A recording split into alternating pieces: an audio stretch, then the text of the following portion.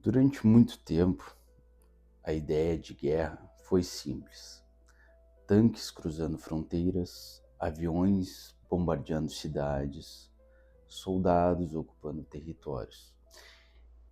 Essa foi a imagem dominante da guerra ao longo da história. Mas, no século XXI, os conflitos entre estados começaram a assumir formas muito mais complexas. Então, hoje, um país não precisa necessariamente invadir outro para causar esses danos profundos, né? Ele pode interromper sistemas bancários, desorganizar aeroportos, causar apagões, inclusive comprometer hospitais ou interferir em processos políticos, fazendo vídeos fakes, né?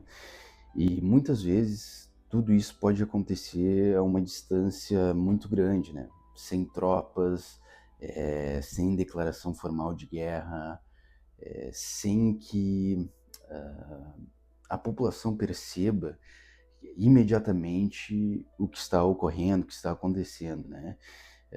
E isso não é um cenário hipotético. Isso já faz parte da realidade do sistema internacional, né? Uh, e é exatamente por isso que a gente precisa entender um conceito cada vez mais importante na geopolítica contemporânea, que é o quinto domínio. Durante séculos existiram 4 domínios, né? O primeiro é a terra, que é o domínio do território, das fronteiras e dos recursos naturais. O segundo é o do mar, onde os impérios disputaram rotas comerciais e aí tem a projeção de poder naval, né? E o terceiro é o ar, né? A partir do século XX, controlar o céu passou a significar uma vantagem estratégica e a capacidade de atingir o inimigo a longa distância também.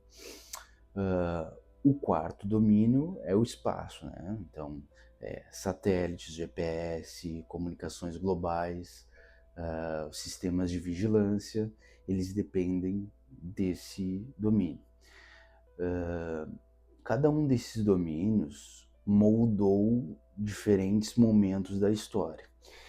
E os impérios surgiram e desapareceram dependendo de quem controlava esses domínios, esses espaços.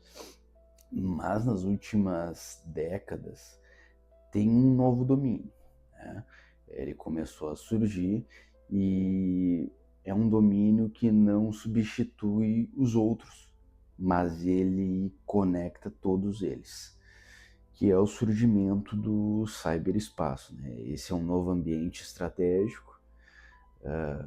O cyberespaço, então, é um termo que ficou popular a partir de um romance, né, que é o Neuromancer, escrito por William Gibson em 1984. Mas as suas bases teóricas elas são mais antigas, elas vêm da cibernética, né, que foi desenvolvida por Norbert Wiener em 1948. A cibernética ela estudava algo essencial, né?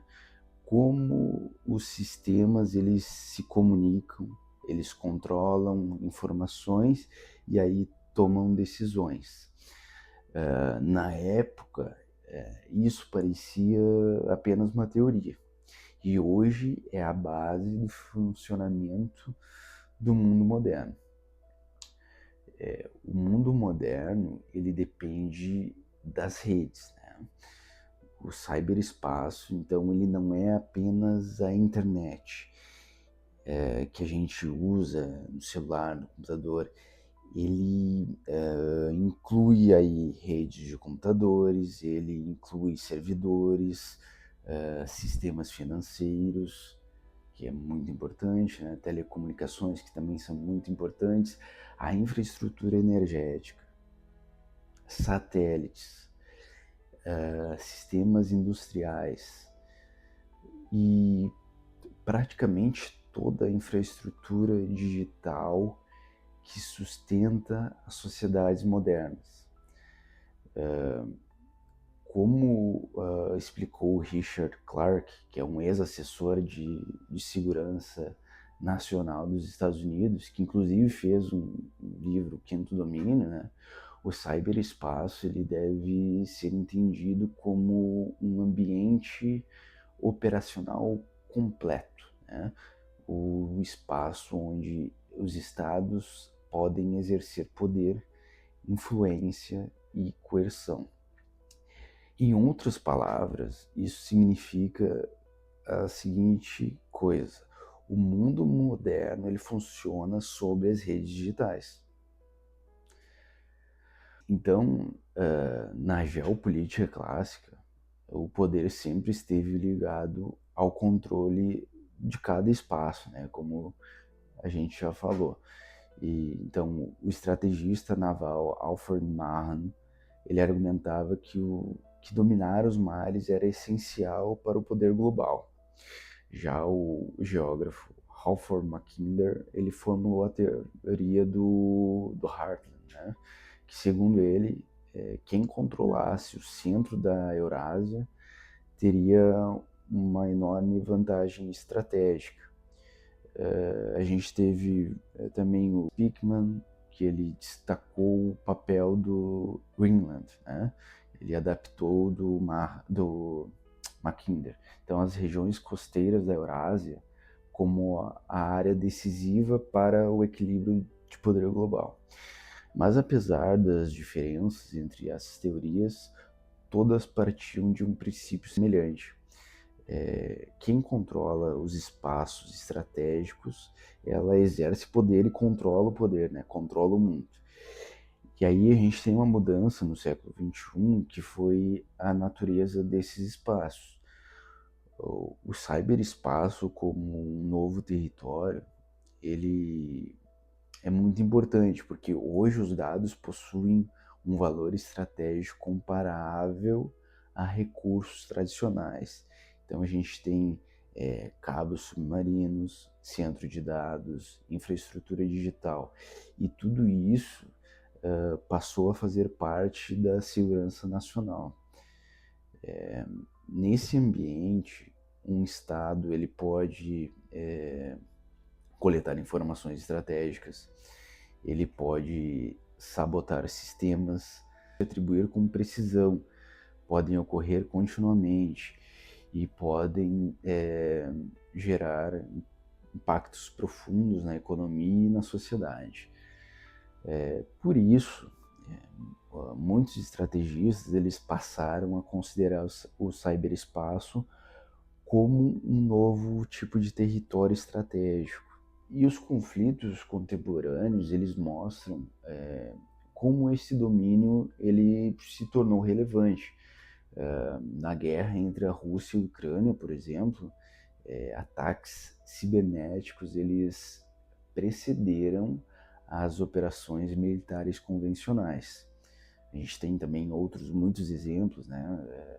E daí na rivalidade estratégica entre Estados Unidos e China, tem a espionagem digital, tem disputas tecnológicas, questão da IA, né? E controles de cadeias de suprimentos, eles elementos centrais da competição. Conflitos e tensões também envolvem dimensões digitais em regiões como o Oriente Médio, né, com as disputas envolvendo o Irã e os seus rivais regionais, Israel, né, ou crises políticas na América Latina, como o caso da Venezuela, que teve um ataque também antes da captura do Maduro. Esses episódios eles mostram que o cyberespaço ele passou a integrar a dinâmica dos conflitos modernos, né? Mas ele também revela algo importante, que é a questão da inteligência artificial e a corrida tecnológica que é um fator que pode transformar ainda mais esse cenário e dar muito poder para influência para determinado estado, né? Os sistemas de IA eles já são capazes de analisar volumes gigantescos de dados e aí identificar vulnerabilidades em redes, automatizar diversas tarefas que antes exigiam grandes equipes humanas e grandes quantidades de tempo, né? E aí a gente tem a Modei que diz que o avanço da inteligência artificial pode representar um multiplicador de poder sem precedentes, porque um país que dominar plenamente essa tecnologia, ele poderia ter algo semelhante a milhões de especialistas trabalhando simultaneamente. E é sem descanso, isso difere da questão humana, né? Por isso a corrida pela IA, ela se tornou uma parte central da competição entre as grandes potências, principalmente Estados Unidos e China. E aí a gente tem uma pergunta estratégica, né? Porque tudo isso levanta uma questão fundamental. Durante os séculos, dominar um país significava então ocupar o território, né? O envio de tropas, né? Era necessário enviar tropas, controlar as cidades, impor presença militar. Mas no mundo atual isso ainda é verdade, né? Porque se um país ele conseguir interromper sistemas bancários, né, redes elétricas, comunicações e a infraestrutura digital de outro, ele ainda precisa enviar soldados ou só isso já exerce poder, né? Então, é possível exercer poder sem ocupar fisicamente o território. E aí a gente tem uma questão, né? Os ataques cibernéticos, eles raramente produzem efeitos permanentes, né? Porque os sistemas, eles podem ser restaurados. Depende do tempo, né? Depende do ataque. E por isso as infraestruturas, elas podem ser reconstruídas. As redes, elas podem ser protegidas novamente, né? E talvez por isso até agora as grandes guerras ainda elas envolvem o controle físico do território.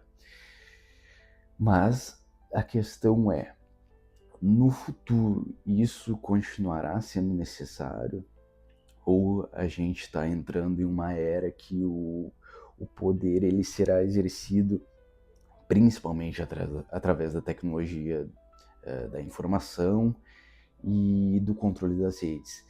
Essa é uma questão central da geopolítica contemporânea. E é exatamente isso que a gente vai explorar ao longo desse curso.